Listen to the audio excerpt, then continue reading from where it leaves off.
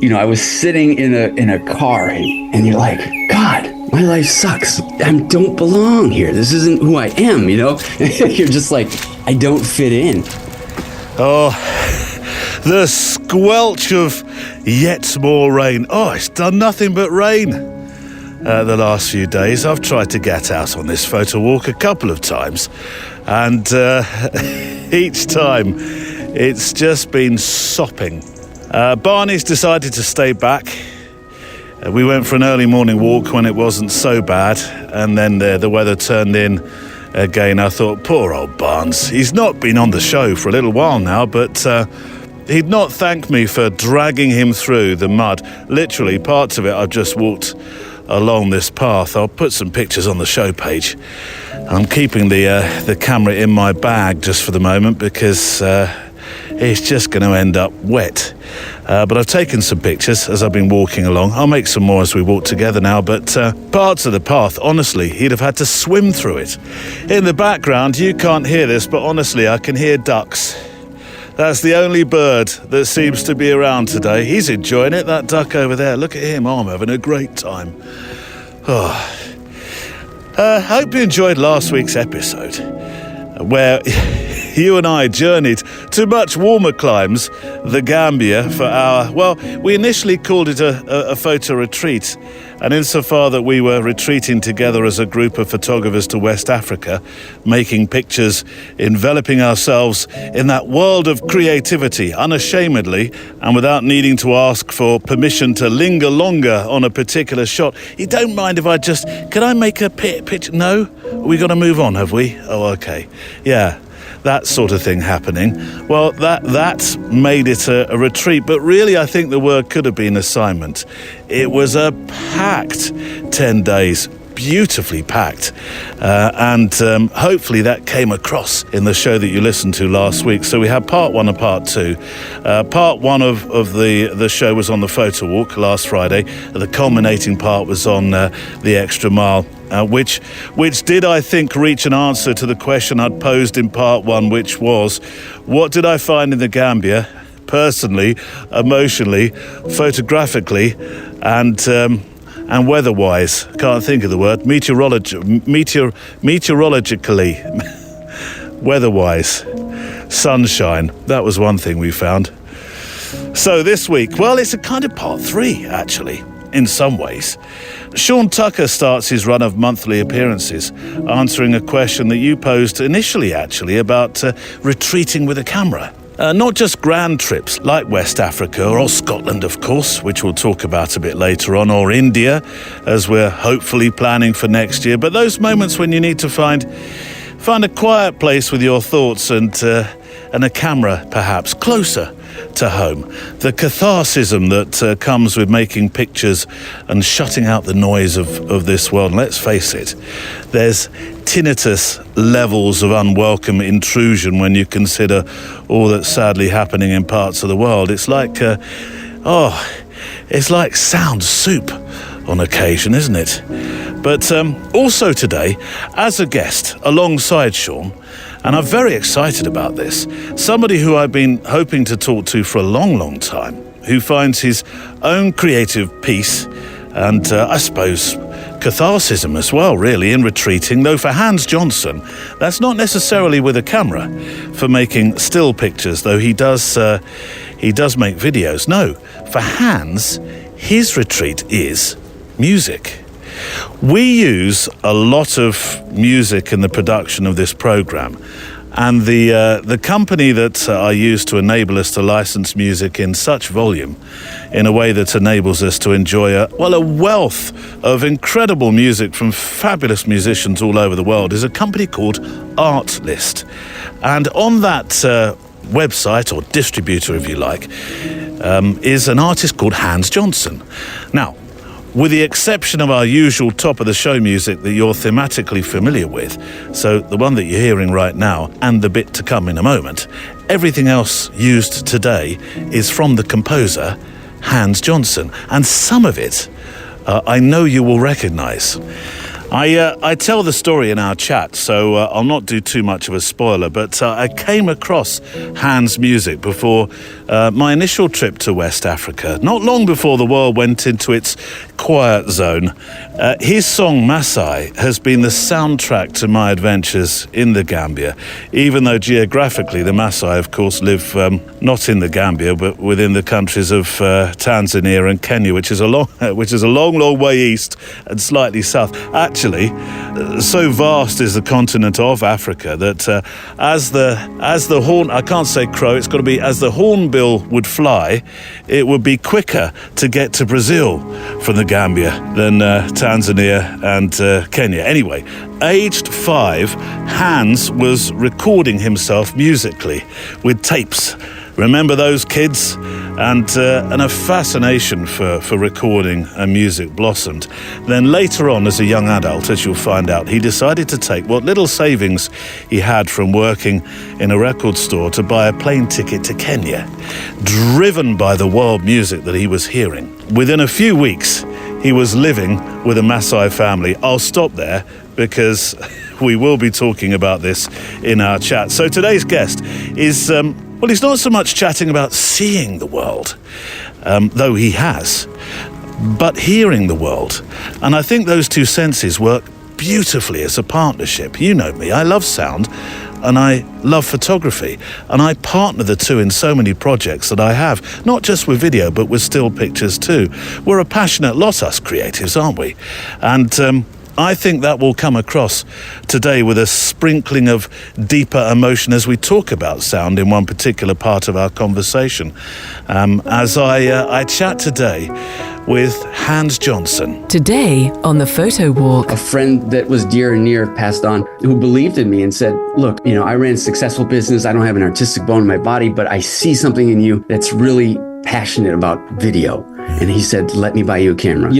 We can come together over music, and it sounds cliche and cheesy, but it's one of the best ways I've learned to meet new people when I don't speak the language. Understanding beyond just music, but music is cultural. Understanding a culture in any little bit and experiencing other people and realizing that they're not a different species than us. We're all humans and we're all cut from the same cloth. And yeah, we just dress differently, eat differently, speak differently, but we're all coming from the same foundation. And suddenly on the walk, 20 minutes in, the answers just appeared. Why does that happen? I think it's because we're not trying to force thoughts through those same conscious channels, and our subconscious mind gets to come to the fore and go to work. And I think our subconscious mind is much more supple and creative and interesting, it generates ideas better. Hans Johnson and then Sean Tucker, both on the show today. And before I give you a flavour of today's mailbag and what's in the show, thank you to our extra milers and MPB who sponsor this show and keep it here week on week. MPB, or the website mpb.com, is where you can safely buy and sell and trade quality used photo and video gear online and be a part of and I think this is really important, and it's something that I want to concentrate more this year myself on, with actually the podcast too, the circular economy and sustainability. Right now, as camera bodies are currently in high demand, MPB has increased the amount you can get paid for your camera. And here's how that works. You go online to mpb.com, you click the button at the top of the website that says Start Selling and Trading. Just follow the very easy instructions where you're prompted to enter a model name for the camera and then click a box for the appropriate condition or lenses or whatever you're popping into the boxes there. And from there, your kit is collected from your front door. Easy. And then MPB pays you for your camera gear within days. And here is a bonus. If your gear is in better condition than expected, they'll automatically increase the amount you get paid. The average seller earns £700 each time they sell to MPB. I sold some sound kit a couple of weeks back, and that was upgraded too. MPB's price commitment provides the right price up front, and they provide instant quotes that are guaranteed for 14 days. Plus, there's no added hidden fees. I'll have a link on the show page today, or you could simply remember 3 letters, MPB, then addon.com. On the show today then, some news about the Scottish retreat. More news. Losing your way creatively, but finding it once more. Your way, that is, and returning stronger than before. Making music, making friends, and making pictures for new friends. And pictorial haiku. Pictorial what, Neil? Pictorial haiku. We get introduced to one of the most original ideas, I think, that combines photography and poetry. Right, shall we walk? Checklist out. Coffee, check. Garibaldi's, check. Walking boots, check. A dry bag to put the camera in, check. And if you have one, a guitar to strum along to the show with. That's a bit strange, Neil. I'll have a look. Right, let's walk. Welcome along to the Photowalk, a show where we walk and make pictures, photographically sketchbooking our time together each week, enjoying the letters and inspirational stories you've sent in and listening back to special studio conversations with guests from around the world. A show for those who find escapism and peace away from the noise of this world, putting miles under our feet and making a picture or two to remind us of where those footprints were left. If you hear lots of rain falling onto the microphone today, you might hear the slight pitter-patter here and there, definitely off my jacket, I don't think during this walk it's going to stop.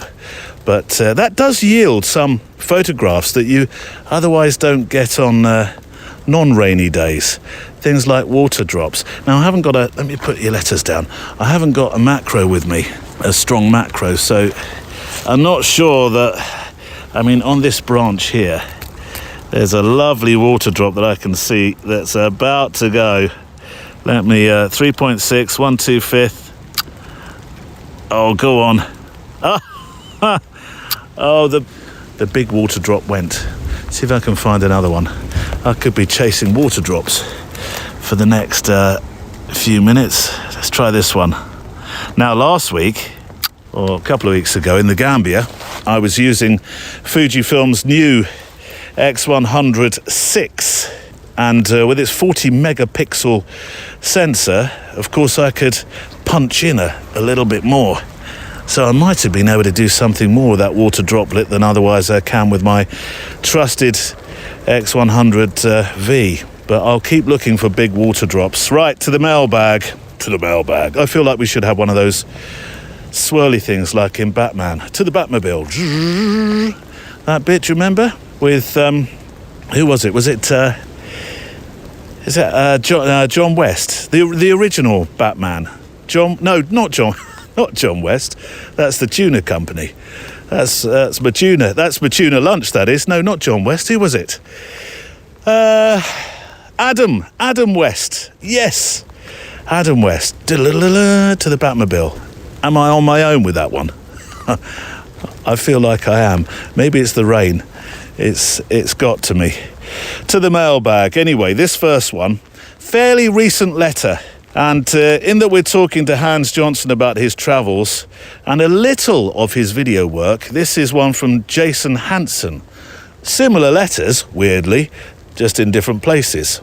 Hi, Neil. And it ties into this show, by the way, beautifully, because Jason's also a musician. That's worth telling you. Hi, Neil. Excellent show and website for the Photowalk. Yes, make sure you go to the show page. Lots of links today. Videos to see as well from Hans. And may I say, what a fantastic interviewer you are. You flatterer, Jason, you. Even with my Englishness feeling rather squeamish now, I read your first line out proudly there. I do love talking to people, Jason. My wife, Sam, she says I am professionally nosy, both in what I do here and the photographs that I make, well, mainly at weddings. But yeah, I should put that on my business card. Neil James, professionally nosy. I'm inspired, says Jason, which is always a good place to start. I want to create an e-photo book or e-book, and I just downloaded yours, and it's excellent. Honestly, he wrote this This is not an advert. But first, a little background as to why I want to do this. I'm a musician, though I do have a day job, and for a long time, years actually, for various reasons, I lost the desire to play music. This, by the way, dovetails beautifully, Jason, into my conversation with Hans, because he did say to me at some stage, I'm not sure whether this is still in the interview or not, but he also lost contact with what he loves, music, for many years before he took it up again. I enjoy photography too, and as for the music, I let my love for it lapse a little. But a few years back, I realised I needed to be more creative again, and I bought myself a Fuji X-T20. This isn't, by the way, the FujiCast. That's the other podcast. Other flavours of camera are available. I also started, says Jason, to go to a couple of local gigs taking photographs, which led me to open mic evenings. Now, I thought open mic was always for comedy, but it's obvious here that it's also for when you want to try out as a musician on a stage at a live gig. On one occasion, I met Joe Dunwell from the Leeds-based band The Dunwells, one of my favourite bands. I took some pictures, listened intently to his wonderful vocals, and left. You know, the photos were quite good considering it was a new camera. I was out of practice, but I decided to go back to an open mic the following month to show my pictures to Joe. Something lost, you see, had been awoken. And also, I began writing songs again and decided to brave the open mic, play an original tune, and then show some pictures to Joe. But instead of Joe, I met his brother Dave, also of the Dunwells. Well, I played my tune at their open mic, and I asked how I could get the pictures to his brother. Well, he really liked the pictures, but more importantly, he liked my song, and he invited me to their studio to record with them. You see, fortune favours, etc. Forward now 7 years, I've released EPs and singles under 2 project names, JJ Betterman and more recently McKinnon. I've become close friends with the brothers and also taught myself production under their mentorship. Creativity is once again here, and it's well established. I've been invited to recording sessions to take candid pictures and take hundreds of pictures of the Dunwells at gigs and also sound check. I told the Dunwells about your ebook and suggested we should create one for their fan base using the photographs I'd taken across the years. A little self-indulgent perhaps, but hey, why not? The project feels like it brings my creative reawakening full circle. All because of photography and a chance meeting at an open mic. I now have music back in my life. I wondered, therefore, if you could possibly share some details of how you created your ebook, any tools or online companies you used to create it, and basically how it all works. The Dunwells can distribute through their website, which should make life easier, and I'll get a copy to you, of course. I hope you will. I'm looking forward to seeing your work, although I've had a good delve through your Instagram. We'll come back to that in a moment. Sorry for the long-winded explanation, but I know, like me, you prefer the story behind the project. Many thanks from Jason. P.S. If you're interested in hearing any of the music, well, actually, yes, I am. And I tell you what, I will leave some links because Jason gave me 4 links. Yeah, 3 to music, 1 to Instagram. That is 4, isn't it? Yes. It's too cold. My brain is beginning to freeze. It shouldn't be this cold. Could somebody bring back the warmth, please? I had it 2 weeks ago. I think I left it on the aeroplane. Pointless shouting at the trees, Neil. So yes, I'll leave these links on the show page today, and you can listen to Jason's music and see his photographs. Now, Jason, I don't have too much to share on the show when it comes to your question about ebooks because, well, like everything I seem to do in life, I found a slightly easier route, because when you get to, and I'm using this level instead of age now, when you get to level 56, I'm not sure I have the patience to learn all kinds of fancy publishing software. It's too much to do. But can I just say, your music, well, there's one in particular that I love, absolutely love. It's a song called Mountain from your JJ Betterman project. And Often when I hear music, I think of some pictures or videos I can make to it, which is quite interesting because there's a similar route, although it's the other way around, for some of the projects that Hans works on, which you'll hear about shortly. But 2 solutions for your books. If it's text, I know you're not talking about text, but I'll just drop this one in anyway, just in case anybody's interested in it. There's a wonderful bit of software I found, or an app called Atticus, Atticus, Atticus, yeah. And that you use when you're writing text-based books. So if you want to do something on Kindle publishing, etc., then it's a really good way. And I'm using it to write a couple of text-based books. But the one that I think is more appropriate for you is Affinity Publisher 2. Affinity Publisher 2, fantastic bit of software, and I use that to design the ebook. Helped ably, I will add at this point, by Neil Ford. Yes, Neil Ford, Neil, who looks after our IT and keeps the sanity levels high when sometimes I'm getting things horribly wrong with things that have lights that flash on them. Yeah, he'd worked in he'd worked in publishing, and he suggested, because I designed it to be read in landscape fashion, when really the way people view ebooks is not that way. If you're using a tablet or a phone, perhaps phones are a bit small sometimes, but a tablet, you're generally reading an ebook as a portrait experience. So we loosely, he and me, redesigned the book to go into a portrait format. And that's why it looks the way that it does. So that would be my suggestion to you. But get on to Affinity Publisher 2. That was the one. Others are available, yes, but that was the one that I use. So good luck with it. Sketchbook of Life, I will mention it since you have. Why a Sketchbook of Life, which has answers to the question that I ask often at the end of my interviews, which is, what is your why? There's different photographers answering that question on there, and also pictures, my sketchbooks that I made in the last year. I think if I were to do another book now, it would just be damp, soggy pictures. As the year pans out, the pictures will change. Good luck with the book, Jason. And your pictures too on your Instagram, fantastic. I'll leave a link for it. That flamingo reflection, pictorial meditation, it truly is.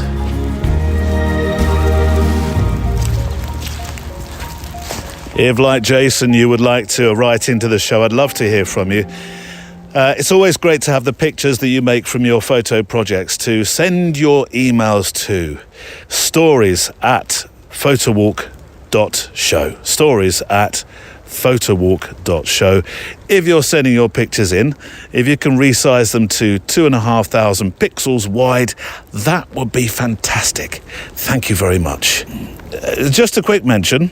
At last, the Photowalk YouTube channel is now formally launched. It's been rebranded from what I had before. I've got plans for it, and some of those plans are rather tied up in the fact that MPB are joining us for another year, which is fantastic. It's great to have our friends at MPB with us. And I'm going to be journeying to Brighton. I'll be making some photo walks there. Some of the programmes you can expect to have the sound of the sea in the background. And also I'm going to be joining in with some of their YouTube activities, which will make its way onto our YouTube channel as well, I hope. And there'll be bits of some of the interviews, the interviewees.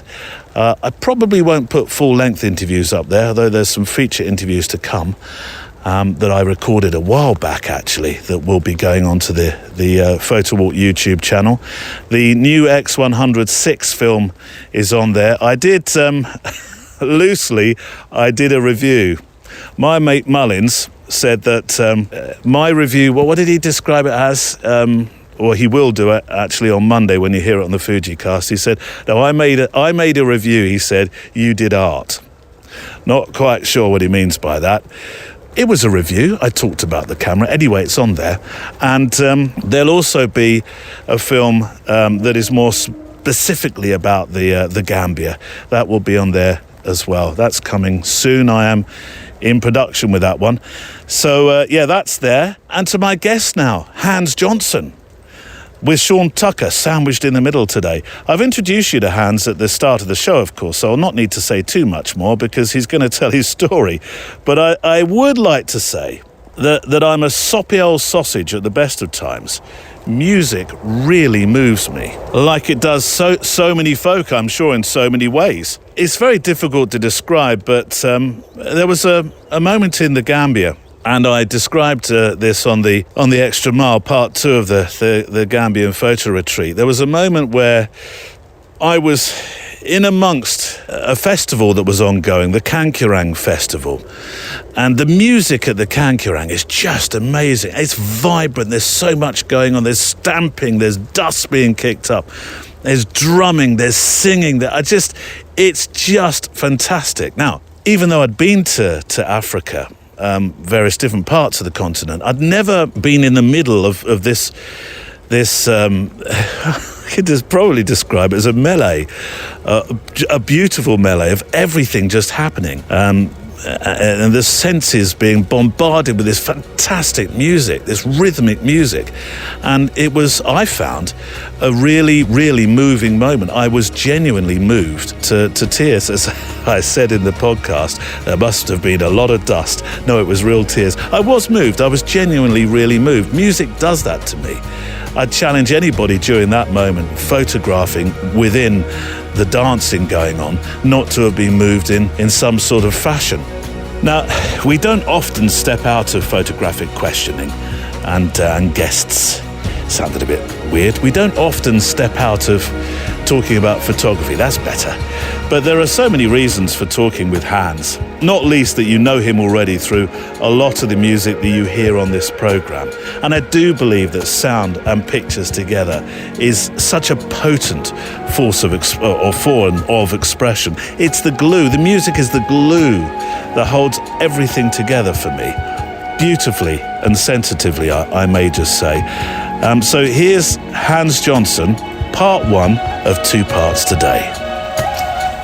Hans, right back to the start question. When did music and maybe performing come into your life? Probably the music first, I would imagine. I know it's got something to do with your parents, isn't it? It does. In fact, I'm at my parents' home now. My dad's having surgery tomorrow, so I came home to help around the house, but I'm in my mother's craft room right now. And music has been an influence before I was born. We talked about this last night. I said, I'm going to be interviewed about music, and I'm sure somebody will ask, he might ask, where does the influence come from? So it's funny you bring it up.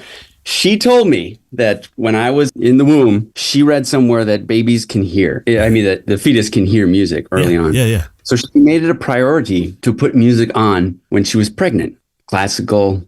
She listens to a lot of blues and gospel, but classical for sure. And then when I was born, she had that playing when she'd take a shower. My dad was at work. She'd play classical music and I'd be in the crib. So I think it's sort of been everywhere. My parents are both musicians. My dad plays guitar, sings. My mother plays piano and sings. And they're really just huge influences on me. My God, during the holidays, this must be a competition between you all. Who takes the lead? We don't perform. We don't. What? Probably. No, we usually listen to music. My dad's probably the only person who will bring out an instrument and play. Right. But I don't consider myself a performer. I've always been a reluctant performer. I've been in bands, but mostly just because I wanted to have an excuse to hang out with my friends. Yeah. I haven't enjoyed performing as much as I do recording because I'm in control of every aspect and I can make mistakes and not be afraid to make mistakes and not be afraid to say, wow, that really sounded bad. I'm so glad nobody heard that. but your mum and dad were also travelers, weren't they? So the traveling influence, the musical influence, it almost seems like they had a master plan for you. We moved around a lot. Yeah. And my dad, had different jobs and I'm so thankful that we did move. It wasn't always easy on a young kid, but I was exposed to a lot of different music and different cultures and just kind of getting used to different people and different ways of life really opened and expanded my mind, and I think helped open my mind to different kind of music. Although I'll give credit to my parents who have eclectic musical taste. I mean, we were listening to Delta blues a lot and gospel music that you can only find on vinyl. And, I'm a child of the 80s, so we didn't really have anything other than what was on the radio and my parents' vinyl collection. Yeah. But yeah, moving around was great. We had an opportunity to live in Germany for a few years when my dad got a job over there. That's when we started to travel in Europe, and we traveled to Eastern Europe, and he went to Africa. But he came back from Kenya and he brought this music that he recorded. We record music wherever we go. I still do. Wherever I go, I've got a recorder. And he brought back some music from Kenya, and some of it was Maasai music, some of it was not. But I was floored. Absolutely floored. Yeah. And it never left me. And I remember that was middle school. And then when I got into college, I sort of was discovering music, and I was looking for new music. I was kind of getting tired of the teenage, angsty guitar rock and even the folk. I was a little tired of that. And I thought, what's something really, I want to find new music. And I referenced back to my dad's recordings, and I found those. And I also discovered some Alan Lomax in the library at university. And I was like, okay, this is what I like. I'd already sort of settled into classical music early on. I used to play drums to classical music when I was like, I'm not kidding, 10-year-old. I was drumming to classical music. I always wanted to do more with it. And then of course, new age music, which nobody in my family likes, but I'm obsessed with it. So those were the three musical genres that, yeah. Alan Lomax, he was what they call an ethnomusicologist. Have I got that right? Yeah. Ethnomusicologist. Ethnomusicologist. Yeah, yes. I'd never heard that expression before. I mean, I understand what it probably is.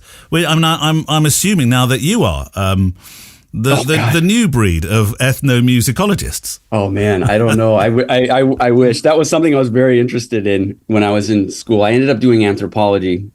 Studying culture, because I kind of had this idea that making a living out of music is tough, and that's been ingrained in my head for a long time, and I understood that, and so I decided to try to do something more academic with anthropology and culture. I could travel, which is something I wanted to do. Anyway, ethnomusicology is a wonderful thing. I'm so glad for people like Alan Lomax who are out there and recording and capturing this music that may not exist anymore or is very, very, very, very difficult to find. And so, but I also have to thank YouTube. I mean, that has opened up a world of music that I think that people wouldn't have been aware of previously. When I went to Kenya, it was 2001. The internet was in its infancy. I don't believe I knew Google at that point. I shared an email account with my roommates, 4 guys. That's how young the internet was back then. So you all had the same email account? Yes, one of our roommates owned a computer. And he's like, you guys need an email. Yeah. Then I eventually took it over because I started emailing people in Africa trying to figure out how I could get over there. But yeah, it's just the way that the internet is. I just am so thankful for it, because I didn't know anything about the Maasai when I went. A few pictures from my dad, and that was it. I had no idea. I just had no idea. I was going over there blindly back then. So, I love this idea. I mean, it sounds very, very exotic, being able to listen to music that's only available. I think you said it was gospel music only available on vinyl. That's a very exotic way to listen to music. And then of course, being introduced to world music. I was, when I was working full-time in radio, there was, and there still is, a broadcaster in the UK called Andy Kershaw. And he was just into world music in a way that I'd not found before. I was working at radio stations where it was all sort of pop music, and so to have somebody that was into world music, I was thinking, what's this about? And the eclectic nature of his program, where you would go from India to Africa to Australia to Europe, was amazing. I don't think I appreciated it then like I do now, and I suppose that's with the benefit of a maturing palate when it comes to music. But it's just such an amazing... When people say world music, the canvas is just huge, isn't it? It's massive. Yeah, I've had that problem being a world music fan, quote-unquote world music. It's always been hard to find new music. It was always hard to find new music before the internet. You know, there was Putumayo, the record label. But then again, you're listening to music that's curated by one person, even Alan Lomax, or even if you just listen to Hans Johnson, you're only getting music that's curated by one person or a select group. And so I love that about the internet, not to go off and on about that, but it's amazing what you can hear. But those guys, like Andy's show, I'm sure it was just such a gem. I mean, I had a radio show I discovered called Hearts of Space, which did new age music. It was on this college radio station. But when you hear that that DJ that curates and gives you an eclectic sense of music for people like you and I, world music. It's just thank you. Thank you. I needed that. You were doing some photography as well. We're probably all out of order with this, but we'll come back to the Maasai in a moment. Whatever order you want. This is your show, man. But you were also studying photography, weren't you? Which you've gone on to use as you've traveled the world making stories, although it's become more video of late. Yeah. So, because if you're interested in the photography side of it all, I did study photography in college. I had a great teacher in high school who was just this old laid back hippie guy, probably close to retirement, and just let us run free in the dark room. We were learning how to take photographs with film and didn't critique us much. It's just very encouraging. Nothing was out of bounds. Do it, have fun. And that was so inspiring. I needed people in my life like that who weren't by the rules, because everybody else was telling you, go to college, you get a job, buy a house, you get married, and this is the way it has to be. And I fought that inside for years. I hated that. It's just not who I am. And I hate when people tell other people this is what you have to do. So I studied photography, and it just opened up a world for me that I wasn't able to pursue before. I don't come from a very wealthy family, so we had to get a camera from a cousin who had one, who was generous enough to give me one. So, just the people around you who support you, it always makes a difference. But I studied photography in college a little bit, and I decided that it wasn't necessarily what I wanted to do. They talked about, you can do weddings, you can do portraits, you can do landscapes. And I thought that was all wonderful, but it didn't speak to me because I like people. I can see how it can also be a very solitary. You would know better than Well, it can be. I mean, you can be amongst 2, 3, 4, 500 people, but it is still, in a weird way, it's quite a solitary occupation. I've learned since becoming a videographer. So I eventually got into video, and I've learned too that you're sort of, yes, you're with a lot of people, but you're not quite a part of the event. Yeah. You're either above it all and you're kind of filming, or you're seen as below and like, here, come take my picture. Get a picture. Yeah. So, I decided not to pursue it. So I did anthropology and always did music in the background, but I always said to myself, I'm never going to make a living at music, because every musician I know, save for very few, haven't made it. And I thought, that's me. I'm not that good. But I kept photography close to my heart. I take all the photographs from my albums up until recently.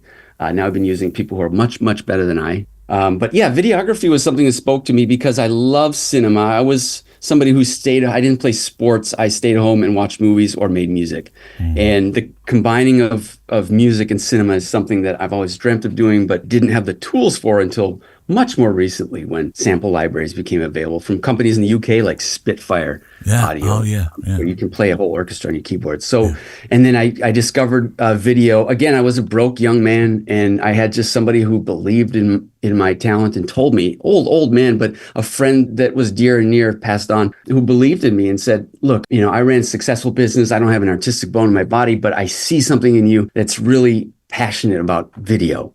And he said, let me buy you a camera. And he did. And it changed my world, because I was able to make videos that, you might be, as an artist yourself, you might see things in your head or have visions of how you could capture something that, you see people capturing this thing, but you know how you want to capture it. What about this angle? What about this perspective? And you go explore and you experiment. What about coloring it with this and this filter? And this is what I see in my dreams. Now I can see with my eyes. And that's what, for me, videography did more, because I do like movement and I like putting music. And even though I write music to a picture, I can take a beautiful picture by someone like you, Neil, and I can write a song, because I can dream a million things from that scenario. What I like about video is it moves like a song. It moves. You can slowly move and edit and then build up, or you can keep it slow and steady the whole way. To me, video is like a song in many, many ways. Well, this plays very nicely into, I don't know whether it was the video camera that you're talking about, but you ended up with a video camera in Kenya. And I loved the link you gave me to you being in Kenya with a Maasai. I mean, I looked at a slightly younger man, obviously at that point. But you were jumping with a Maasai. You were playing. You clearly, absolutely embedded yourself in their culture. I was in love. I was like, how do you describe it? I remember months before that, I was sitting in a car in a parking lot, and you're like, God, my life sucks. I don't belong here. This isn't who I am, you know? You're just like, I don't fit in. Yes, I'm doing a job and I'm making some money. It's just enough to pay the rent, but why am I living? What is the purpose here? Then I just said, I got to do something more with my life. At the heart of it, I was this lonely kid living in Minnesota, working a job I hated, living a life that didn't have any meaning for me. And then I found this music and a reason to like get out and a purpose to go do something, a purpose I made up in many ways. I decided that this music needed to be recorded. But yeah, the enthusiasm I had there was just of joy and relief and just like, this is it. This is why I'm alive. What were you playing at the time, musically yourself? What instruments? What were you? I'm trying to gauge this picture of how music. So it was drums, okay. So yeah, and I've had a tormented journey with music up until recently because I don't read music. Right. I don't know how to play a stringed instrument other than guitar and piano. Very, very faintly. Now I'm getting better at it, but I've always had classical music in my head, and I never knew how to articulate that into music that I like. And I didn't have the tools. Even if I could find musicians that I could hum and they would play it, I couldn't afford it. I just simply couldn't afford it. I grew up in a different time when you had to book studio time. And so I was in bands, rock bands, who could afford that. And so we do that. Yeah, I played drums. That was a simple thing. I loved rhythm. And that's something that attracted me to music in Africa. But when computer technology became cheap enough, more affordable enough, and when sample libraries became good enough that I could make an actual realistic sounding orchestra, at least in my opinion, I could finally get the music in my head and combine it with the music. I made some I can send you this. This might be fun for you to hear if you're interested. My very first mix of my dad recorded an African musician singing, and I took it and put it to what I had. I had a drum set and I had a bass guitar, and I built up this song with a loop, and it mirrors greatly what I do now. And it's fun. It was fun to hear that because that was about 2001, probably right before I went to Kenya. And I see where I'm like, oh, so this didn't pop out of nowhere. I was thinking this. I was dreaming this a long time ago. So you end up in Kenya. You end up with a Maasai. You learn the language as well, which I'm very, very impressed. Is it Ma? Is it Ma or Ma? Ma, yeah. Isn't it? Yeah, it's Ma. And I should say I know the language to a point, but some Maasai person is going to come up to me and talk super fast, and they're like, please slow down. So I'm not that fluent, but I'm good enough that I can speak and get around. Well, the video that I was watching you, and you seem to be communicating with everybody quite happily. Oh, wow. That's an old video too. Yeah, my Maasai has improved. Thank goodness. Right. Thank you, though. It impressed me in that video. So you're with them, you play drums, and you by now I would imagine thinking, right, well, how can I, were you thinking at that moment, how can I interpret their music into music that I want to make? Was that happening then, or was this just a part of your life where you just wanted to be in Africa? I was doing the Ellen Lomax thing back then, and I was this is right before I went to study anthropology. I was at that time a purist. I just wanted to just capture it all and document it and say, hey, this exists, and I think it should be appreciated by the rest of the world. But most importantly, I want Maasai to have access to it. So you were collecting it then? You were collecting the sounds that you were recording? Right. Okay. Just collecting, and no intention of recording over it or anything, just collecting it. But so I was recording this music, and then with the permission of the people I recorded, I documented over 300 songs, traditional, modern. I wanted it all. I just want new songs. I wanted everything. And I said, hey, look, what do you want to do with this music? And I said, here are some things I can do. I can release a CD. This was still the time before streaming. So I can release a CD. We can sell it. What do we put the profits towards? And I was told, well, we want to learn how to read and write. And we've been teaching people how to read and write underneath a tree outside. And I said, well, okay, well, maybe we can pay the teacher. So we started paying the teacher money. And then it was like, well, we're making a good amount of money on this CD. Maybe we could, what do you want to do? Build a building? So what if it rains, So we built with the help of Alan Sparrock of Low, I have to give him massive credit. We were able to build a school building in Kenya, and that program went on for years and has since, I think, evolved and turned into other community aspects. So I don't know that that's going anymore, but it did make a difference in a lot of people's lives, and I'm thankful for it. I know Alan's thankful for it. So yeah.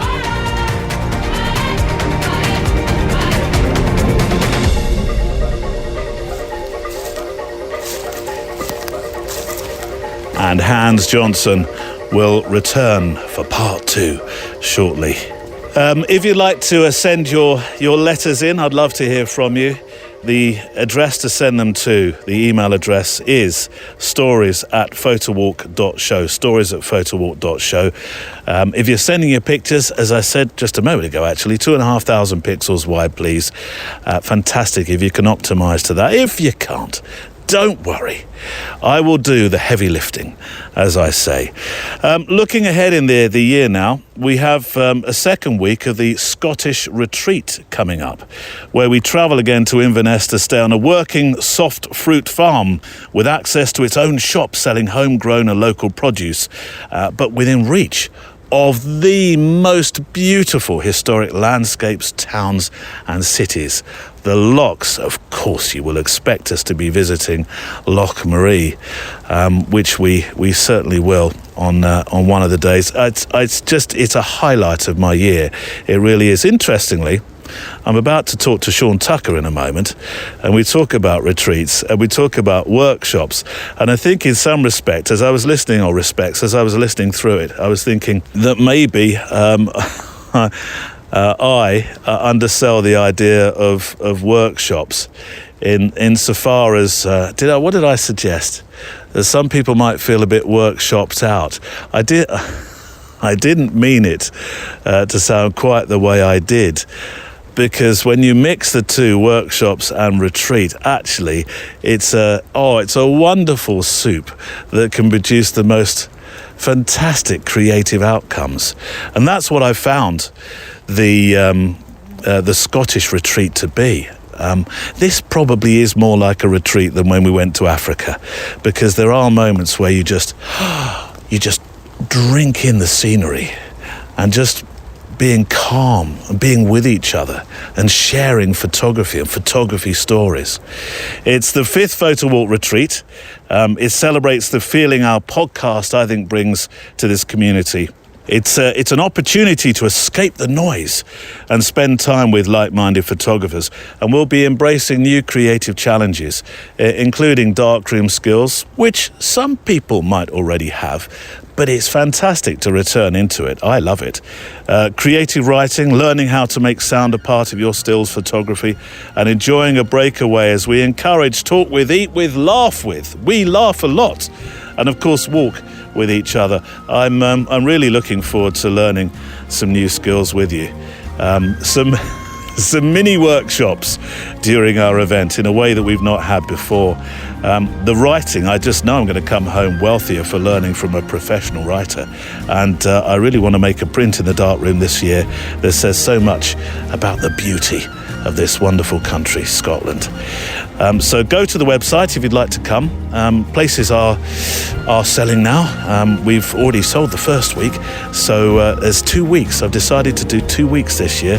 Go to the website, look for the Scottish Retreat at the top of the menu bar, and I look forward to hearing from you, and I really look forward to walking with you as well.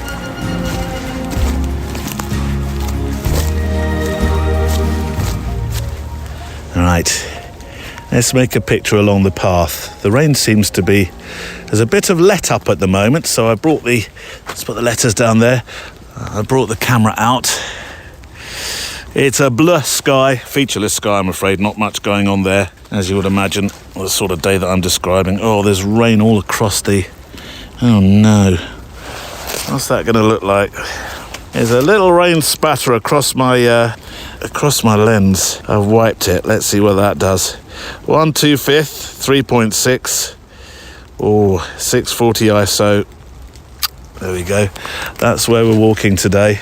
It's lovely greens, as I've said before, actually, on these days. It's luscious, isn't it? Lush, the greens. I've been a bit discombobulated this month. Goodness, what's that? Can you hear that? What is that? It's definitely a banging in the background. Not sure if that came out on the microphone. I'll walk the other way. Anyway, I've been a bit discombobulated this month. It's taken me a few weeks to get up to speed again following the Gambian adventures. But we do have an assignment this month. and it was to make a picture of resilience. The assignment lasted 2 months in the end. And the discombobulation, I'm managing to say that word just fine, is because it's taken me a while to upload everything. I've got a bit of uploading to do, which I shall be finishing before we choose our favourite. Not our favourite, we choose one that moves us. There we go. Next week on the programme, and set a brand new one. So if you'd like to send one in, then please do. There's still a bit of time. Right, today is the start of, well, some regular short feature appearances by Sean Tucker, as he joins us once a month to talk about, anything really.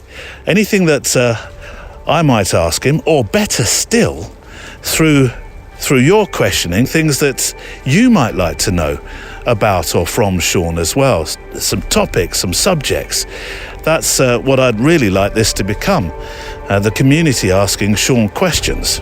It's, I suppose, a bit like the letter we referenced a while back. It's a bit, it's like open mic. Your opportunity to ask what you would like. This month, we'll be talking about the idea of retreat, with a lowercase r, because retreating, being at one with your camera and perhaps nature, as you'll find out, comes in all sorts of shapes and sizes, and isn't always a grand trip like going to West Africa or Scotland or Italy, as we'll talk about, or India. No, sometimes it's much closer to home. Here's the philosophical YouTuber and mentor, Sean Tucker.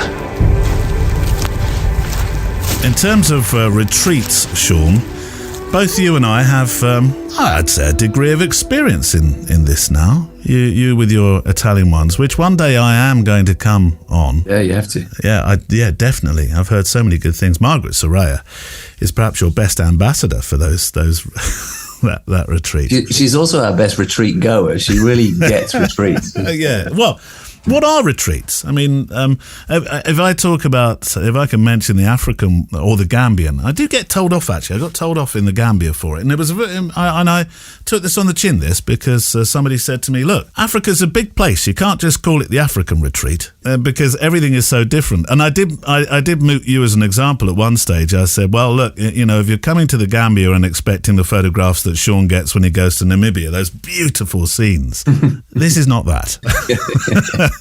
But in terms of retreats, I think we'd possibly call this the Gambian assignment in the future, not a retreat. What is a retreat to you? What's a retreat? It's a good question. It's quite timely as well, because we're kind of starting to advertise the retreat for this year, and we had an information session online where people could sort of ask questions and sort of give a bit of their expectations. And I'm always surprised how retreat. Maybe it's just because people have expectations of me. I'm a photographer, so surely he means photography workshop. His English is just bad. Surely that's what he means. Yeah. And the number of people who come and go, well, you're going to give us you're going to teach us photography. I'm like, no, this is not what this is about at all. Like, a retreat is taking a step out of the daily busyness and getting, if you can change context and go away somewhere, I think that helps as well. But it's not doing, it's going somewhere to not have a to-do list or a way that we have to be productive or even necessarily that creative, but just to turn everything down a little bit, I think is the whole point for me. It's funny because when we do these retreats, at the opening, we always have like an opening circle. We sort of introduce each other and sort of, I give a little spiel about what we're doing here. And I say to them, you're going to struggle. There's a cycle that happens on retreats.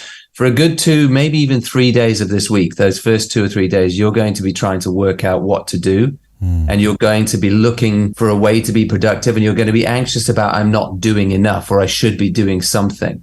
But then somewhere in the middle of the week, you're going to slide into, oh, that's the whole point. Yeah. We're so driven to have to produce stuff or do stuff, which is why I think, actually, ironic, I think that's why retreats, we desperately need them, because we so rarely get into that space where we don't have to do anything. And then our conscious mind quiets down, the to-do list drops into the background, and our subconscious mind gets to surface interesting things that we need to think through that we never give ourselves time to. And from that, I think creative ideas come and new ideas come. But that's a process, and we feel bad about not doing. We feel like we have to do. So retreats is almost like it's to go somewhere and not do anything very much and just see what surfaces. And, we have trips to towns to take photographs, but it's not to make work to hit Instagram with. It's just to experience it and be. But otherwise, sit around, have conversations, have one-to-one, have time on your own, journal, spend time going on long walks and thinking about things. We think like, whoa, that's not very much of anything, but it's by the end of the week, it's so valuable. That I guess it's because over the last perhaps decade, we've got used to workshops, photography workshops. Sort your problems out. Come along and we'll give you the silver bullet to what you're doing wrong when it comes to f-stops. And as much as anything, I wonder if people are a bit workshopped out. Yeah, I don't know. I mean, I always felt like I don't do many workshops because I feel like I tell you and teach you so much on YouTube. You can sit there for hours and milk me for info. But like and I'm happy to give that on a retreat too. If you want a little one-on-one, hey, have you got some advice about this somewhere in the week? But what I feel like an offer that not many people are is this other thing. I mean, there are and have been, like you say, I mean, there are thousands and thousands of workshops out there you can go join. And some of them are great, but teaching you which f-stop is the best one and focal length for a particular portrait, to me, is less interesting than facilitating the space for you to unlock the next chapter of your creative journey and help you get to know yourself a bit better. Because the first one will help you, use the camera in your hand. The second one will help you with what to point that camera at. And I feel like that's a far harder question to answer. And it's where people get stuck. I mean, it's like I did an online filmmakers course with Werner Herzog. Do you know Werner Herzog, the film director? Yeah. Get you. Yeah. No. It was like a masterclass thing. It wasn't like me personally or whatever. Oh, right. Like I was on the first batch of that, so he was still like, you could send him your assignments at that stage. So you were still having contact with him? Well, to be honest, I didn't do the assignment, so I sent him nothing and got no feedback. But that was my fault, not his. Okay. But I was on that first round, and one of the things he said on that course was, I can teach you the technical side of filmmaking in 2 weeks.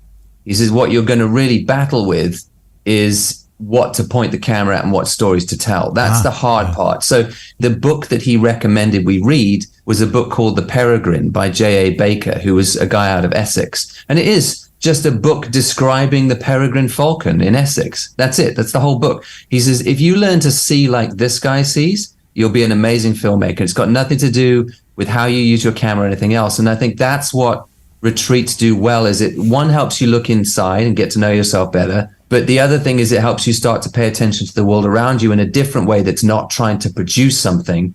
It's just opening yourself up and being aware and taking stuff in. Yeah. So I think that's the valuable stuff. Well, maybe I'm rewinding a bit and thinking that's what the Gambian one for me was, because you were thrust into a world you just weren't used to. And you know Africa as a continent very well, and you've traveled to different parts of it. Yeah, well, I mean, Southern Africa was where I grew up. Yeah. Countries in Southern Africa. But yeah, I mean, again, that's so even if you did a photography retreat, even if you called it that in the Gambia, and you brought people over and you taught them how to use their cameras, you might give them a little photography tip that they take back and said, oh, Neil told me this thing that was very helpful.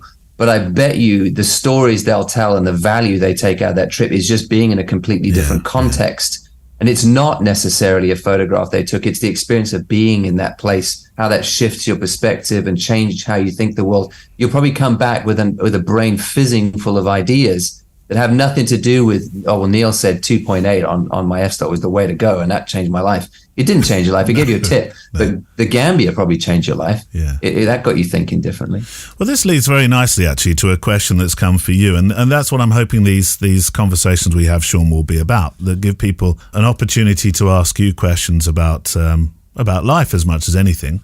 Creatively, it would be good to get questions that have something to do with photography, but they don't all necessarily have to. And this one doesn't. And it's a good way to start because it's turning the tables on you with regard to retreating. A question from Darren Booth that says, asks, where do you retreat to, Sean, to recharge your creative batteries? Be that a retreat in terms of something you immerse yourself in, like meditation, photographic, a book, or an actual place.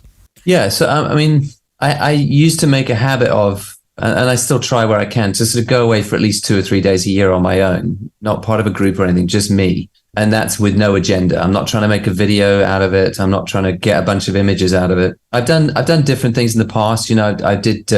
It depends how much you can afford. I mean, some years I just can't afford that much, and some years I can. I've been before to Iceland. I've got a little wood cabin there. That was amazing. But again, that's quite a pricey option. I did a little eco cabin in Wales. in the Ogwen Valley. That was a cheaper option, and that was really cool. I also do, when I travel, because I often do work in different cities, sometimes I'll bolt on a day or two extra on purpose. Yeah. And then I take that as an opportunity to just be in a different context or a different place where I don't have, I've done the job I need to do there.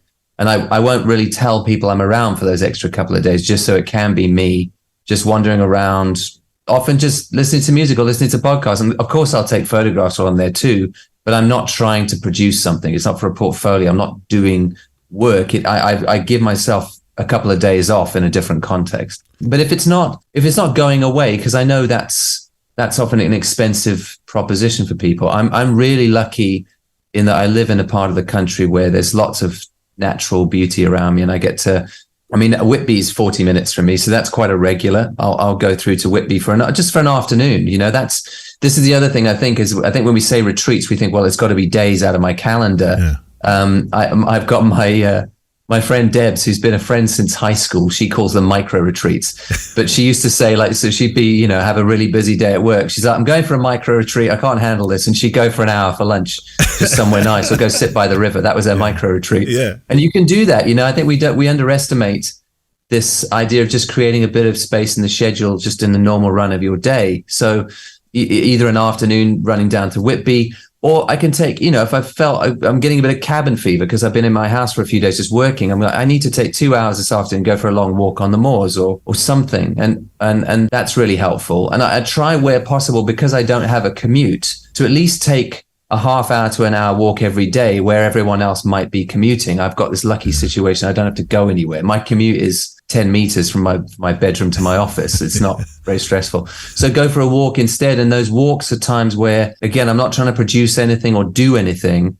I'm just trying to give my mind the opportunity to work some things through and without an agenda. And then the interesting things surface. So you find that when you're just walking, that's enough for you. It's massive. It's a regular way to do these, if you want to call them micro retreats. I like that. I'm going to start referring to it as that. Yeah. Can I call the dog walk a micro retreat? Or it is, though, isn't it? It's exactly what it is. Yeah, that's where I get most of my ideas, actually. Well, and I talk about this in the book.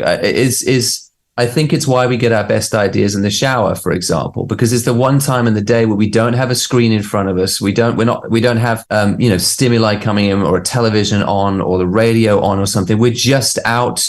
It's probably quiet where we are. We're walking. We're concentrating on, not falling over or whatever we're doing.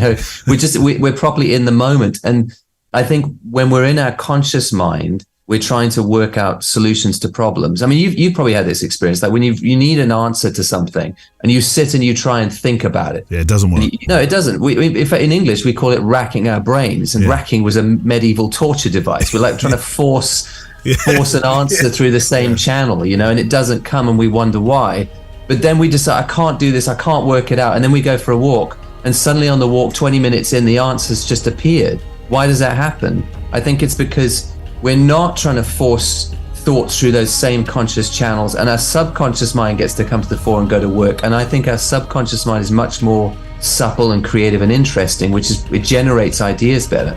So when you go for a walk without an agenda, not trying to get an idea, but you're just going for a walk, and you make that a practice of micro retreating, I think we have a more ready bag of ideas. And it's why often when I come back from a walk, my notebook comes out and I'll have to write something down because I had an idea while I was out walking.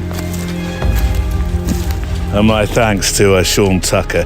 If you would like to ask a question of Sean, then please write to me, stories@photowalk.show, stories@photowalk.show, and we'll select some questions for Sean to answer on the programme. It's the Photo Walk. It's the Photo Walk in the rain. And I'm sort of dodging in and out of puddles here, trying to make some photographs as well. I think I might have a good reflection one that I took just a moment ago. Quite happy with that one. We'll see, as they say.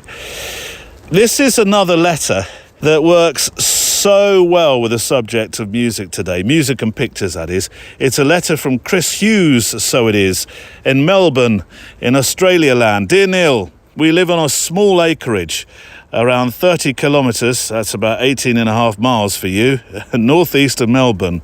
I'm nudging retirement, so post-COVID, I've been working from home. I miss the bustle of the CBD, the Central Business District, isn't it that? Especially for street photography, so I've taken to early morning photo walks in the nearest town of Hurstbridge. I've been doing this for about 6 months. Curiously, although I follow the same route each day, I'm awed to see new and photo-worthy sites on every walk. I've included some of my images for you, 2 megapixels wide. I've done the heavy lifting. You have. It's actually 2,500 pixels I'm looking for now. I think somewhere it still says 2,000 pixels, doesn't it? 2 is okay though. It's still fine for the show page. My journey, and the pictures, by the way, will be on the show page, yes. My journey in photography probably started when I was in trouble for playing with my grandfather's old Exa camera way back when. You're in trouble? Why? What did you do? Drop it in a sink of water or something? That would have caused trouble. Perhaps that triggered my interest in the camera aspect of photography. My brother was a graphic designer and my uncle an architect, so hopefully I have a visual chromosome in my DNA as well. I commenced with film, Minolta, Pentax, Bronica, Contax, a robot half frame with clockwork drive, and finally the Canon 5D, not so clockwork. I've settled on Sony cameras now, A6100 and A7 III, and hopefully have matured past the gear acquisition syndrome phase. You never ever grow out of gas, especially when it comes to camera bags, which I will mention in the extra mile today. There is the camera bag of all camera bags that I'm very interested in right now, but we had a great idea for one that's not going to cost an arm and a leg that looks superb. Although each time I read a Fujifilm, says Chris, my Apple Wallet starts to tingle. I vary the equipment I take on my walk depending upon what I shoot, including streets, bird life, another sunrise or street portraits. Listening to your letters, I believe I have an affinity with many of your photo walkers. The emotion you mean here of affinity, not the publishing tool. Fundamentally, says Chris, I've a deeply embedded concern that I'm maybe missing out on something somewhere. Photography and my photo walks allow me to start the day having captured a reflection of this wonderful life we have, and to then start off the day on the business. My playlist would include anything from Chris Rea, Mike and the Mechanics, Roy Buchanan and Dire Straits, Brothers in Arms, in memory of my brother.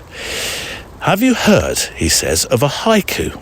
My word, we are dancing around here. Haiku, yes, I have actually. It is a 3-line, 17-syllable Japanese poem. Yes, it's in 3 lines of 5, 7 and 5, isn't it? After a recent trip to Japan, you lucky thing, I set out to create a photographic haiku. Pending completion of my rebuild of my sketchbook in Adobe Portfolio, here's a link to the haiku I've created. I'd love to hear your thoughts. Well, thank you for the link. And I will pop it on the show page, definitely. This, by the way, this is one of the most fantastic ways to show and share thoughts and pictures together. This sort of photographic haiku. It's like a soup, a photographic soup, but it's haiku soup. It took me a few moments to work out, but then I was drawing my mouse across the page, and then magically, in front of me, Chris, your words over the pictures, they started to appear. And I thought, fabulous. Do you mind if I read it? And better still, what I'll do is as you can hear the music at the moment coming in, this is music from Hans Johnson. It's a song that is inspired by Japan, so it all works beautifully well. Here's your haiku. Old Japan holds our hearts. From this we gaze from the past and plan our new future. Now, when you look at that page, you'll see that each one of those words, well, it relates to the pictures that you see. The words and the pictures are married together. So this is, there's 17 pictures as opposed to syllables, I think. Unless the picture's the syllable. Yeah, the picture is the syllable. See, this is getting cleverer and cleverer. So the picture is the syllable. I get it now. 17 pictures, because otherwise the syllables, there's more syllables, isn't there? But as the syllable, the picture is the syllable. Oh, just wonderfully creative. That's joyous. Look, it's on the show page. You'll have to go to the show page now and you'll understand it completely. I think I've done a reasonably good job of explaining it. But photographic haiku, what a fantastic idea. And as Hans' music from Japan accompanies us here, I think this seems a very good time to join him for part 2. My conversation with Hans Johnson. And thank you, Chris, for your wonderful, wonderful letter and poetry. Here's part 2 of my chat with Hans. This song, which it probably was the first piece of music of yours that I heard, and that drew me into the rest of your catalogue, which we use so often on this. And I know it's not the complete catalogue. We use a decent amount of your work, including some of the stuff that I use for humour breaks, etc. So some of the lesser known. Fun! Yeah, some of the fun bits that are on. So we use all kinds of your music, not just the world music. But this song, Masai, I absolutely adore it. I used it on a video of my own years ago. And this is just prior to COVID when I went to the Gambia. Now, I know we've got West and East Africa, and they're two very different peoples. But I felt this sort of embraced feeling of the culture of a continent really comes through in this particular song. I'd love you to tell me about it, though, because now this is where recordings meet composition. I first have to start by saying this is not mine. These samples of the Masai are not mine. I licensed them years ago and I don't think these samples are available anymore. And I did this because I don't have permission. I didn't get permission from the singers I recorded to use their music. And I wanted to and do want to respect that 100%. To me, the respect of the culture is so important. This music was recorded with the purpose of licensing to other people. And I understand they were paid fairly.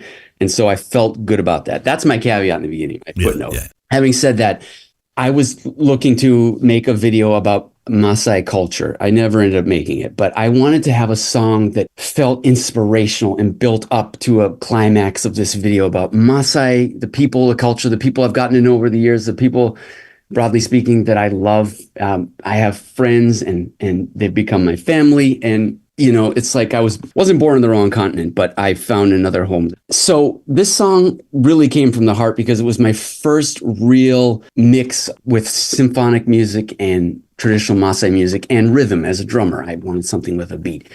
And this was an experiment that turned out, thankfully, wonderful and has blessed me a million times over. It was not only for video, but it was sort of a love song, like a way of saying thank you for their opening up their hearts. The song came about as a way of kind of mirroring my life at that time, where I had started out with just the pads. The song sounds very calm. Yeah, it is. And that's sort of me coming out of this, I don't know what I call it, the great silence of my life, where I wasn't making music because I just didn't have the tools. And so it starts out like I'm sort of waking up, and like, what am I doing with my life? And that was, mirroring the early days of sitting in the car in a parking lot next to the freeway outside a job I hated, breathing in this soot from the cars and thinking, what am I doing with my life? And then all of a sudden, this song starts to sort of build up. And that's me getting this idea and experiencing and eventually flying to Kenya on the invitation of these people who invited me to their village and said, yes, we'd love if you'd record us. Great. And so I'm coming with a purpose. And then the song starts to kick in some more. And it's just a buildup of, it's like travel, you fly, it's not exciting, it's not very fun, but when you get on the ground, things start to pick up and if you're in love with where if you're experiencing new things and new people, new places, and you're appreciative of it and you're just thankful, that's a big part of my music. It's just gratitude and thankfulness for life and for experiences. And just at this moment when the music is building and you can feel it sort of building, then you get this just fantastic, gorgeous voice bursts in.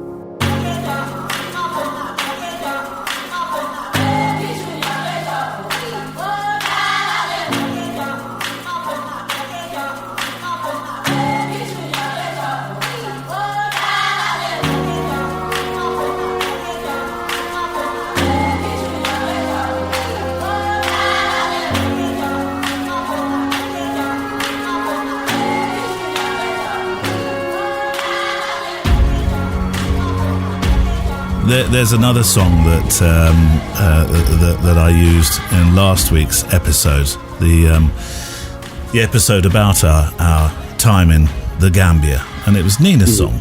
And again, now I equate it, isn't it? I don't know whether it's interesting to you, but when I'm listening for pieces of music to use for particular stories, and definitely when it's being used for audio, because I always think with audio you have to paint a picture in a way that the audience is not treated to if they're watching video. Yeah, you have to build a picture. Yeah, I've often heard people say, well, the best form of television is actually radio because you build your own pictures. That's really true. I love that. It's a lovely phrase, and I think it really does make sense, because when I'm sitting here thinking, right, what music can I use for this? And there was a school segment of the program. Nina's song just played beautifully into talking about a school and its workings in West Africa. Tell me about the song, because I'm not sure that you wrote it as a piece of music that was going to be used in that way. But that's what I perceived. That's beautiful to hear. Thank you, Neil, because I often don't get to see where my music is used. And if anybody's listening who uses my music, please share with me where you use it, because, I mean, I hear it all over. I'll be watching a video and thinking, that's mine. That's my song. This is so cool. I love how that person used it. Yeah. And I'll be watching a television commercial and I'll hear Masai and I'll say, oh, okay. So they used the song. Great. Oftentimes we don't hear about it, or we don't hear about it late. But the story behind Nina's song is really sad, to be honest. And so I'm glad that it's used for happy purposes, because he was a sweet boy.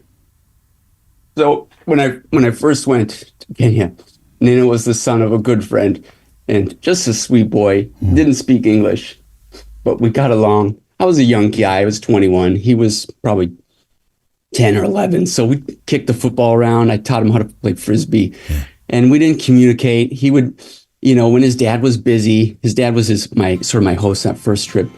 Nina would take me around. We'd go up in the hills, and we'd always have all his friends following. And, I'm a kid at heart. I even, especially then at 21. I saw that in the video. I saw it. I'm glad you could see that. And then it was this beautiful, beautiful boy. They're just so sweet. Yeah. Kind as heart. And even as an adult, when he grew up, he was just so nice. And he contacted me very recently and was like, hey, how have you been? I haven't talked to you for a while. And I was like, oh my goodness, it's so good to hear from you. It had been a couple of years. And then I got the news that he was murdered in Nairobi. It just when I heard this choir singing, and just the way it just reminded me of him.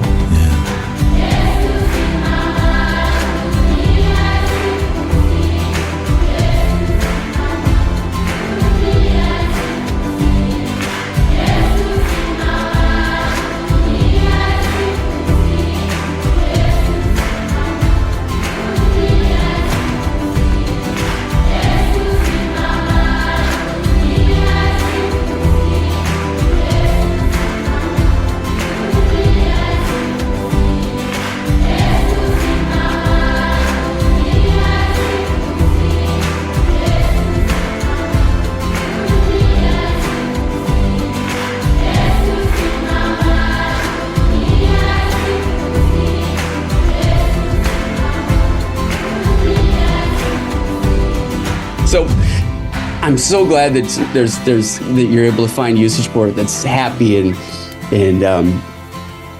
joyful. And I'm crying mostly bittersweet tears, because it's like I miss him, but I have great memories, and his memory was hopefully captured a little bit, fraction of in that music, and it's being used for great purposes like what you're using it for.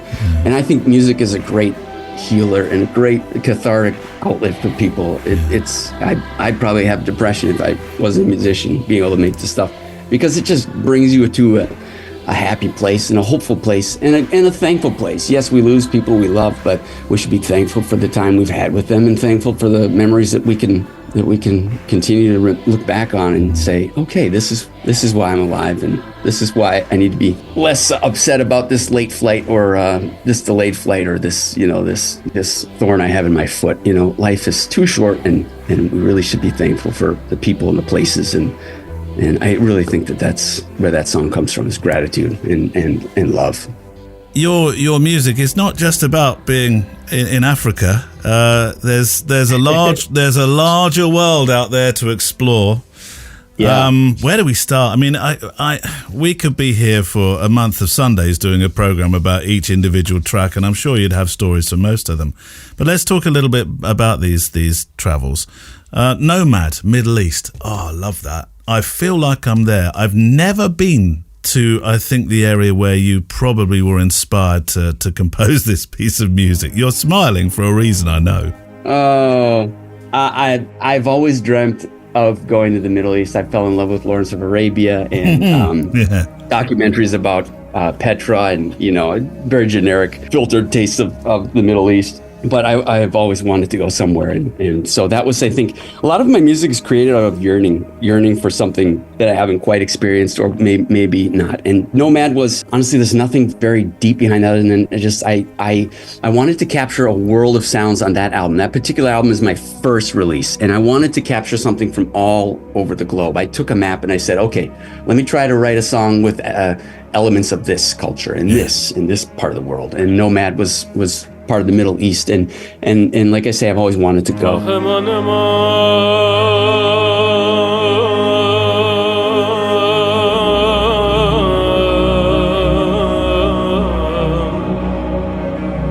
Ay can alam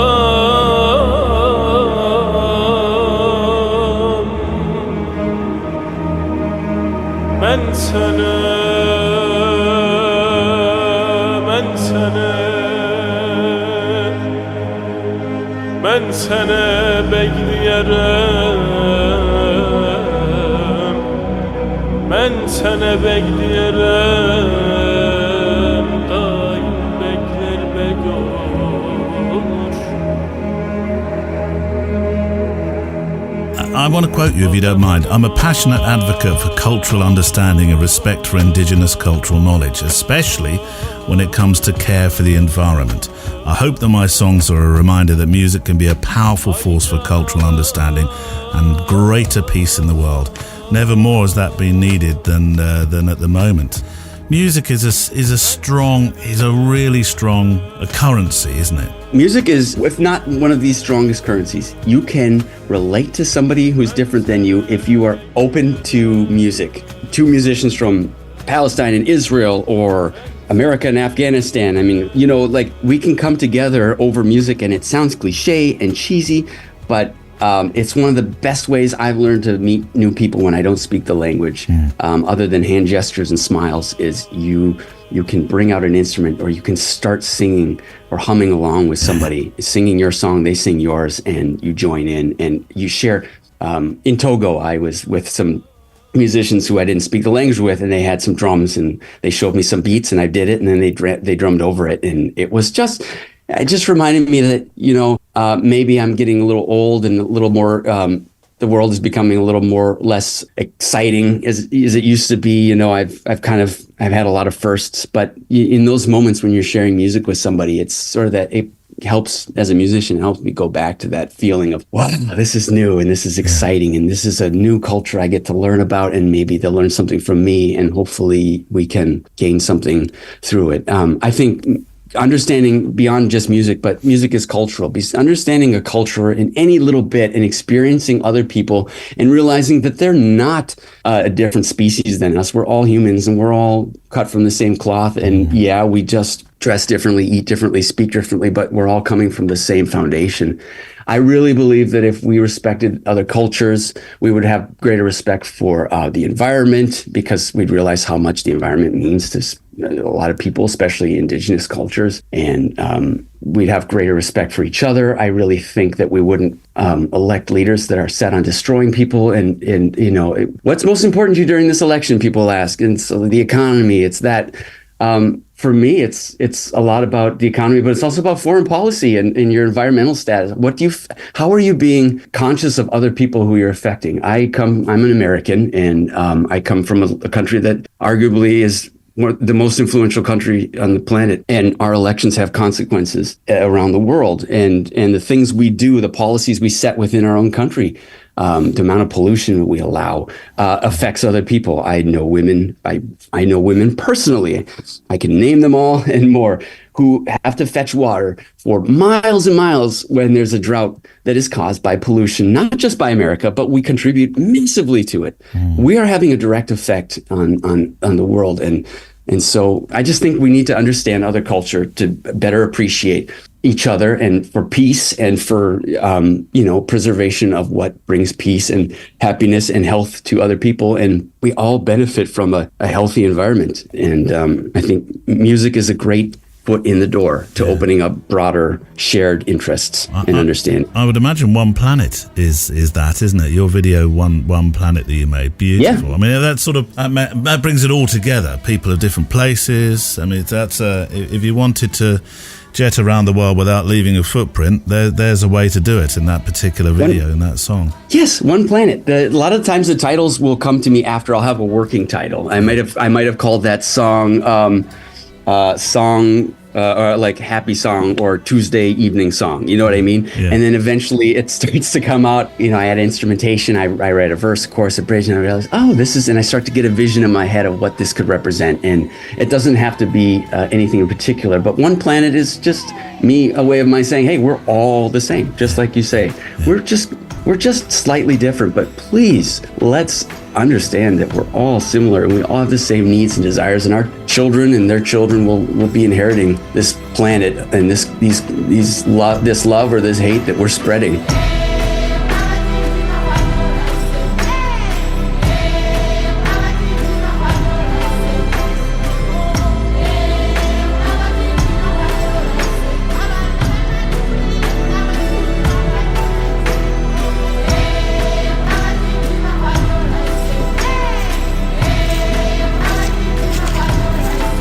And my thanks to Hans Johnson, who is back for a part 3, which includes his why, which you can hear on today's Extra Mile. So if you can't wait until next Friday and you want to walk a little bit further together, then the Extra Mile edition number 421, which now goes along with the Photowalk edition number as well, is waiting for you. The Extra Mile is part of our private Patreon channel, where our wonderful community of supporters, our walkers, our photographers who want to help keep this podcast here week after week, make a generous monthly or annual contribution, which can equate to less than a fancy cup of latte. Honestly, I've checked it. It can. This week as well, Extra Miler Adrienne Catanese joins me to talk about the different faces of social photography in different parts of the world and the importance of preservation in terms of making legacy pictures of loved ones.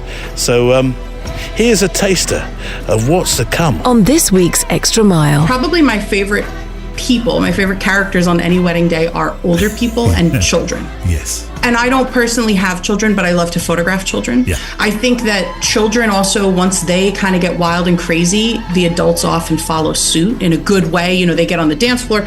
But talking about those more posed record shots, I think that how can I put this? When I feel like the couple and their family are treating the formal posed group shots that way, like a historical record that has dignity and is almost part of a photographic legacy, that I really enjoy, those sort of austere, camera-aware, kind of very formal portraits. That I can get very into. That video that you see was shot before the song was written. I wrote the song to the video. And I came home and I was sitting alone in the kitchen. I think my parents were probably in bed. I had headphones on. I was looking at my footage and thinking, this is beautiful. And I just started writing this cello part. And then I got the piano part. I think I may have done the piano first and then the cello.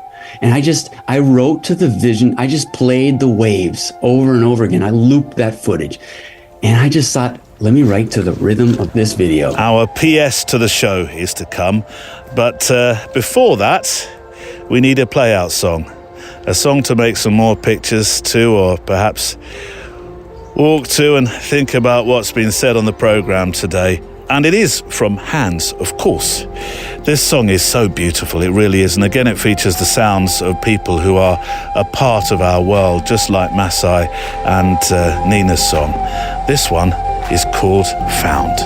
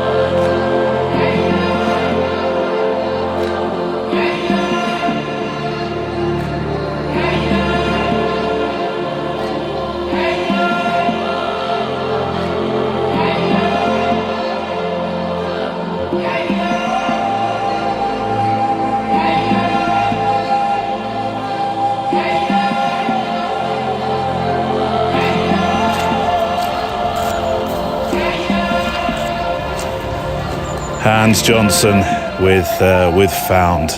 Fantastic, and a real joy and a privilege as well, joy and privilege to feature Hans' music today and to talk to him as well.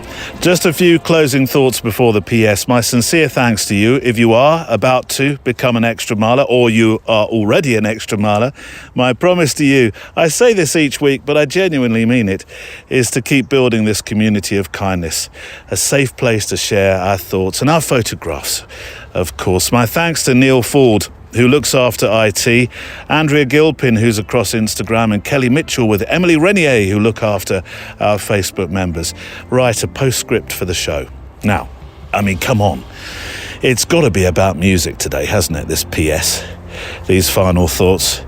And if you're looking for a quote about music, you don't have to search too far for inspiration. William Shakespeare, even. If music be the food of love, play on, for instance. Bono, music can change the world because it can change people. Very true.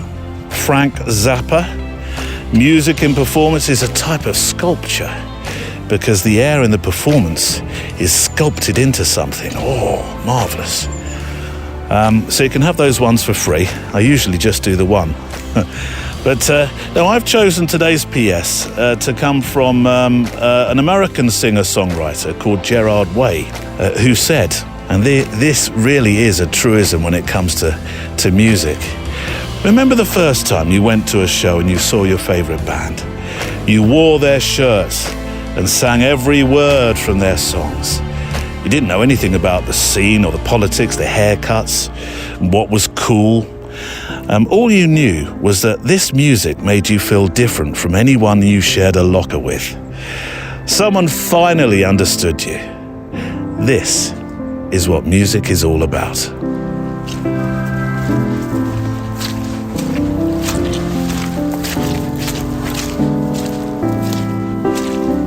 The Photowalk is a Loading Zone production.